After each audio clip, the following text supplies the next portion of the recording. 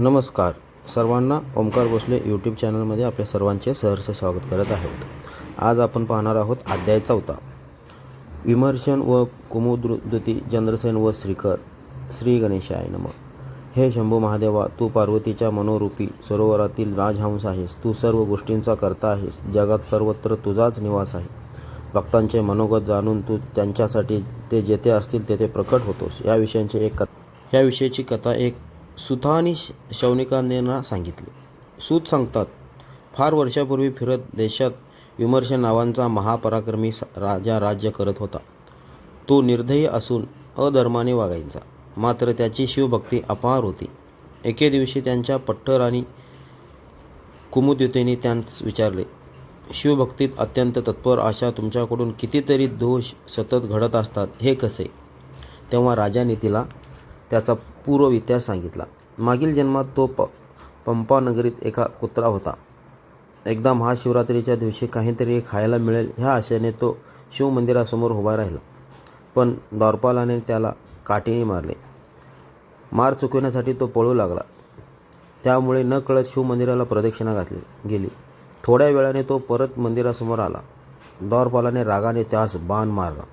शिवलिंगाकडे बघताच त्यांनी प्राण सोडला. महाशिवरात्रीच्या पर्वतिथीस घडलेल्या उपोषण, शिवदर्शन, प्रदक्षिणा व प्राणार्पण ह्या पुण्यकर्मामुळे त्याला राजाचा जन्म, राजवैभव व शिवोपासनेची गोडी याचा लाभ झाला. पण श्वानाच्या अंगचे मूळ दोष अजून गेले नाहीत, म्हणून तो हे दोषपूर्ण आचरण करतो. राणी कुमुदितीने स्वतःच्या पूर्वजन्माबद्दल राजाला विचारले. तेव्हा राजाने तिला सांगितले की ती मागील जन्मी कपोती होती. एकदा मांसाचा तुकडा चोचीत घेऊन जात असता तिच्या मागे ससाना लागला. जीव वाचवण्यासाठी उडत असताना तिच्याकडून शिवालयाला 3 प्रदक्षिणा घातल्या गेल्या. दमून ती मंदिराच्या शिखरावर बसली असताना त्याच वेळी ससाण्याने झडप घालून तिला ठार केले. त्या पुण्याने तिला राणीचा जन्म मिळाला. उत्सुक होऊन राणीने राजाला पुढील जन्माबद्दल विचारले. तेव्हा राजाने तिला त्या दोघांच्या पुढील 7 जन्माबद्दल सविस्तर सांगितले. अंतिम जन्मी राजा अगस्त्य ऋषींना शरण जाऊन शिवपंथाची दीक्षा घेणार व सर्व प्रकारच्या दोषांपासून मुक्त होऊन राणीसह शिवपद प्राप्त करणार असल्याचेही सांगितले.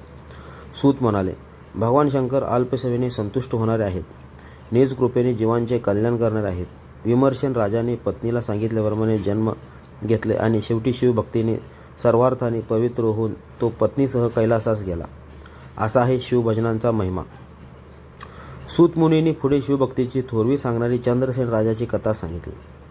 उज्जैनी नगरीचा राजा चंद्रसेन हा परम शिवभक्त होता. तो महाकालेश्वर ज्योतिर्लिंगाची सेवाभक्ती करायचा आणि मणिभद्र हा त्यांचा जिवलग मित्र होता. एके दिवशी मणिभद्राने राजाला एक सूर्यासारखा तेजस्वी असा अजब मणी भेट म्हणून दिला. त्या मण्याच्या दर्शनाने अनेक रोग बरे होत. अष्टधातूंना मण्यांचा स्पर्श होताच त्यांचे सोन्यात रूपांतर होई. त्यामुळे चंद्रसेनाची अधिक भरभराट होत गेली. राजांचे वाढते यश, कीर्ती व संपन्नता पाहून अनेक राजे त्यांचा द्वेष करू लागले. त्यांच्याकडचा तो मणी मिळवण्यासाठी अनेक राजे एकत्र आले. त्यांनी प्रचंड सैन्यांशी उज्जैनीवर चाल करून नगराला चोहूकडून वेढले. राजाला युद्ध नको होते. आपला सर्व भार महाकालेश्वरावर टाकून तो शंभोला शरण गेला. राजाने विचार केला, तो दिनांचा रक्षक, जगांचा उद्धारक, जगदीश्वरास ह्या संकटाचे निवारण करील. सर्व चिंता धूर सारून तो शिवमंदिरात शंकराची विधियुक्त पूजा करू लागला. बाहेर प्रधानांच्या नेतृत्वाखाली युद्ध सुरू होते, तर आत राजांची शिवधारणा सुरू होती. ती पाहण्यासाठी जनता लुटली होती. त्यातच एक विधवा गवळण आपल्या 6 वर्षाच्या गोपबाळाला कडेवर घेऊन उभी होती. शिवपूजन आटोपल्यावर सर्व लोक घरी गेले. गोपबाळांची आई पण त्याला घेऊन घरी आली. इकडे बाळाला शिवपूजा आठवली. त्यांनी बाजूच्या उजाड झोपडीत शिवलिंगासारख्या गोलाकार पाषाणभोवती मातीची वेदिका तयार करून पूजा करण्यास सुरुवात केली. तो पूजेत इतका तल्लीन झाला की त्याला दृढ ध्यान लागले. तो देहभान विसरला. आई हाक मारते आहे ह्याकडे त्याचे लक्ष नव्हते. त्याच्या आईने येऊन पाहिले तर हा शेजारच्या ओसाड झोपडीत ध्यान लावून बसला होता. तिने त्याला जेवायला चालण्यास सांगितले, पण तेही त्याला ऐकू गेले नाही. तिने रागाने त्याने रचलेले दगडाचे लिंग व वेदिका उधळून लावली व त्याचा हात धरून ती त्याला उठवू लागले. आपली शिवपूजा मोडली म्हणून बाळ रडू लागला. लोटांगण घालवू लागला. माझी पूजा मोडली, आता मी प्राणत्यागच करतो असे म्हणून आक्रोश करू लागला. त्याचे हे भलते आचरण पाहून संतापून त्याची आई त्याला तिथे सोडून गेली व आपले जेवण उरकून गावातच चटईवर पांघरून घेऊन झोपली. पूजा सोडल्याने दुःखी झालेला गोपबाळ रडत रडत उजाड झोपडीत विलाप करीत होता. त्याचा मनोभाव पाहून शंकराने पडक्या झोपडीच्या ठिकाणी रत्नखचित शिवमंदिर निर्माण केले. डोळे उघडताच बाळाला मोठे आश्चर्य वाटले. त्याने गाभाऱ्यात जाऊन तयार असलेल्या राजोपचारी सामग्रीने भक्तभावाने शंकराची षोडशोपचारे पूजा केली. तो अत्यंत उल्हासाने शिवनाम घेत नाचू लागला. तेव्हा प्रसन्न होऊन महादेवाने त्यास दर्शन दिले व वरदान मागण्यास सांगितले. गोपबाळाने शिवशंभूला आपल्या आईला क्षमा करून तिलाही दर्शन देण्यास सांगितले. बाळ आईला घेऊन आला. आईने शिवशंभूला नमस्कार केला. त्याची भक्ती पाहून तिला भरून आले. तिला आपल्या मुलांच्या भक्तीचे खूप कौतुक वाटले आणि न राहून तिने ही घटना राजा चंद्रसेनाला सांगितली. राजाही आश्चर्यचकित होऊन बाळाला भेटण्यासाठी त्वरेने तेथे आला. त्याने गोपबाळाच्या शिवभक्तीची स्तुती केली. ही घटना वाऱ्यासारखी पसरली.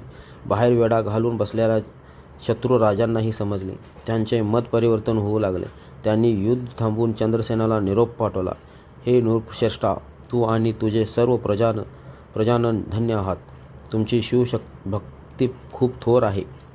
ज्यांच्यावर साक्षात भगवान शंकर प्रसन्न होत आहेत त्या तुझ्याशी वैर भावना धरण्यात आमचे अहितच आहे. आम्ही आमच्या सर्व दुर्वासना बाजूला ठेवून तुझ्या भेटीची इच्छा करत आहोत. आम्हाला त्या भक्तश्रेष्ठ बालकांचे दर्शन घ्यायचे आहे. शिवप्रभूचे लीला कर्तव्य प्रत्यक्ष पाहायचे आहे. चंद्रसेन सर्व राजांना सन्मानपूर्वक नगरात घेऊन आला.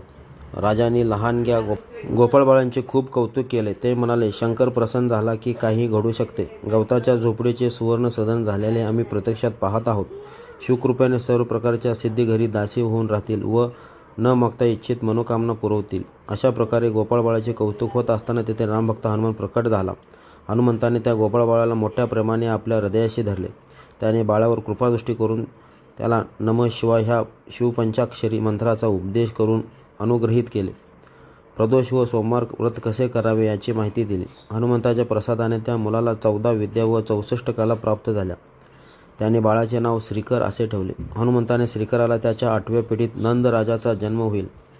तो भगवान विष्णू यांचा अवतार श्रीकृष्ण यांचा धर्मपिता होईल असे सांगितले. श्रीकराला अनेक शुभाशीर्वाद देऊन हनुमान अंतर्ध्यान पावला. रामभक्त हनुमान ज्यांचा सद्गुरू आहे त्याला भय कसले.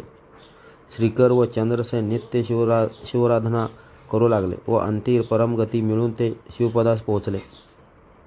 श्री सांब सदाशिवर्पणमस्तु. फलश्रुती. ह्या अध्यायाच्या पठणाने दारिद्र्य व शत्रूचे भय नष्ट होईल, संपदा मिळू लागले, स्मरणशक्ती वाढेल. तर चला शिवलीलामृत अध्याय 4 आपण पाहिलेला आहोत. आवडल्यास लाईक करा, कमेंट करा, शेअर करा, सबस्क्राईब करा चॅनलला. धन्यवाद.